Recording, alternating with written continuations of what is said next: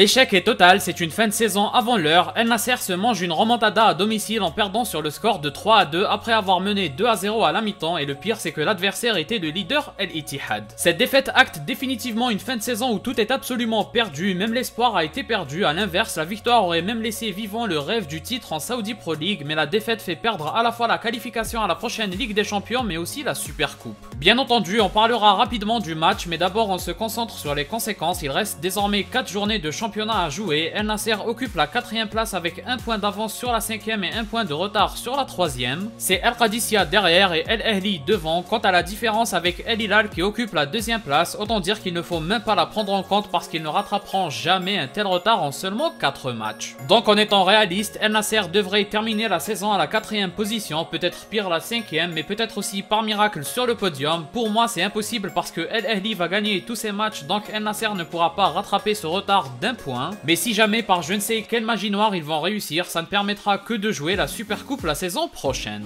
Donc autrement dit, l'enjeu est dans tous les cas assez minime, et d'ailleurs défaite ou match nul c'était la même chose, c'est pourquoi le but clutch à la fin ne change rien à mes yeux. Le match nul qui se dessinait jusqu'à là était déjà comme une défaite en termes de conséquences, mais aussi par rapport à la tournure du match. Après franchement, quel est l'intérêt d'arracher sur le gang une qualification à la prochaine Super Coupe, ou même si on est ultra optimiste une qualification à la prochaine Ligue des Champions, quand on voit le niveau de l'équipe, la supercherie a assez duré si on prend du recul, ce que personnellement je n'ai aucun mal à faire parce que mon deuil s'est fait lors de l'élimination en Ligue des Champions. Mon espoir a été totalement douché et je ne m'attendais plus à rien en championnat, même le 2-0 ne m'a pas fait espérer quoi que ce soit, donc tout ça pour dire qu'en prenant du recul, peut-être que cette défaite est la meilleure chose qui pouvait arriver. Certes, une victoire aurait peut-être permis de terminer 3ème, voire encore mieux 2ème, et encore une fois tout le monde se serait leurré sur le niveau réel de cette équipe, mais cette défaite à l'inverse va peut-être provoquer la pire situation pour El Nasser. Ou plutôt, je devrais dire la situation qui correspond à son réel niveau, ainsi des décisions devront être prises et personne ne pourra se cacher, du moins on aura vu ce que vaut réellement cette équipe, et si rien ne change ou pas grand chose, on saura à quoi s'attendre. C'est pas encore l'heure du bilan, mais avoir Ronaldo, Mané, Wesley et Angelo parmi les rares étrangers dans l'effectif, c'est beaucoup trop en attaque, et ajouter Duran à ce mélange au mercato d'hiver, ça devient un délire total. On se retrouve avec 5 attaquants sur les 10 étrangers, dont seulement 8 qui peuvent jouer la majorité des compétitions. En plus, les 2 seuls milieux de terrain qui sont étrangers sont des milieux avec une dominance pour l'attaque dans leur jeu. Il ne reste plus que Simakan et Laporte qui voulaient déjà partir dès le début de saison, et enfin Bento au goal qui enchaîne les grosses erreurs une fois par match, même si le reste de ses prestations est souvent bon. Sans oublier les joueurs étrangers qui alternent entre le bon et le moins bon. Bref, c'est pas une bonne équipe et c'est ce qui nous amène au match pour conclure la vidéo. J'ai failli oublier, mais l'apport du coach est cataclysmique aussi. Aucun impact visuel dans le jeu. El Nasser avait des défauts mais aussi beaucoup de qualités avant lui, et depuis son arrivée, les défauts se sont empirés avec des meilleurs joueurs et on voit moins de qualité. Pioli a juste empiré les choses, c'est le premier qui doit dégager. Se faire remonter un 2-0 après une première mi-temps parmi les meilleurs proposés cette saison, et ce en plus dans un match décisif contre le leader pour des échéances importantes de la prochaine saison, c'est juste inacceptable. D'autant plus après l'élimination honteuse, la défense ne peut pas se permettre d'encaisser 3 buts dans un tel contexte et aussi rapidement en l'espace d'environ 5 minutes. Mais ça va au-delà de la défense, c'est lié à tout ce que je viens d'expliquer auparavant. C'est une équipe trop offensive qui ne marque pas tant de buts, et défensivement, Simakan n'arrive pas à compenser toutes les lacunes. Résultat, même un match qui partait super bien pour se racheter et faire vivre une fin de saison correcte aux fans, ça se termine dans la déception la plus cuisante. Évidemment, on va parler de Ronaldo, on va pas l'éviter, c'est un match où il n'a pas aidé son équipe, c'est une réalité. En première mi-temps, il aurait pu élargir le score et il n'a pas réussi. Il a eu une bonne action pour mettre le 3-2 en deuxième mi-temps et c'est la seule qu'il a eu, et là aussi il n'a pas réussi. Mais le problème c'est de normaliser le fait qu'il marque un but par match minimum pour gagner ou ne pas perdre, ou encore, techniquement parlant, exiger qu'il marque sur des situations où il doit conclure dans un angle fermé du pied gauche. Le miracle c'est plutôt qu'il soit meilleur buteur de tout le championnat dans une équipe aussi dysfonctionnelle. Il ne peut pas faire des bonnes prestations à chaque match, c'est inhumain et d'autant plus à son âge, et c'est dans ces moments là qu'on voit s'il a un collectif à la hauteur, et en l'espace d'une seule semaine on a vu la dépendance à un joueur de 40 ans. Sadio Mané, l'autre joueur expérimenté de haut niveau qui est censé être un autre leader, malheureusement il se réveille quand le collectif ne va plus. Après en deuxième mi-temps on n'a pas vu le Mané qui se donne corps et âme pour le travail défensif de l'équipe, et enfin quant à l'adversaire on sent qu'il vive une saison où rien ne va leur échapper. Le nombre de victoires arrachées dans le temps additionnel c'est une dinguerie, même si la défense attentiste d'El Nasser n'arrange rien. Enfin une réponse importante s'impose pour tous ceux qui font passer Ronaldo pour un destructeur de collectif. El Nasser n'avait plus gagné de trophée depuis 2020 et ce n'était qu'une simple super coupe. Quant à la coupe, ça remonte à 30 ans auparavant, et enfin le championnat ça date de la saison 2019 2018-2019. Donc ce n'est pas comme si ça ne marchait pas avec le Real Madrid de l'Arabie Saoudite. Le GOAT est arrivé en 2023. Après, le projet saoudien a pris une dimension totalement différente. Ronaldo aura quand même réussi à faire gagner un trophée qui n'avait jamais été gagné auparavant. Bref, c'est inutile de se justifier quand on voit que certains s'attaquent à lui et épargnent les Duran, Mané et compagnie. Ça montre juste à quel point ce qui l'entoure n'est pas à la hauteur par rapport aux attentes. Sinon, il prendrait aussi cher que lui. Bref, comme d'habitude, n'hésitez pas à donner votre avis en commentaire. Si vous avez aimé, laissez un like et abonnez-vous pour ne rien rater. Partagez aussi pour me soutenir. Moi, je vous dis à la prochaine. Portez-vous bien.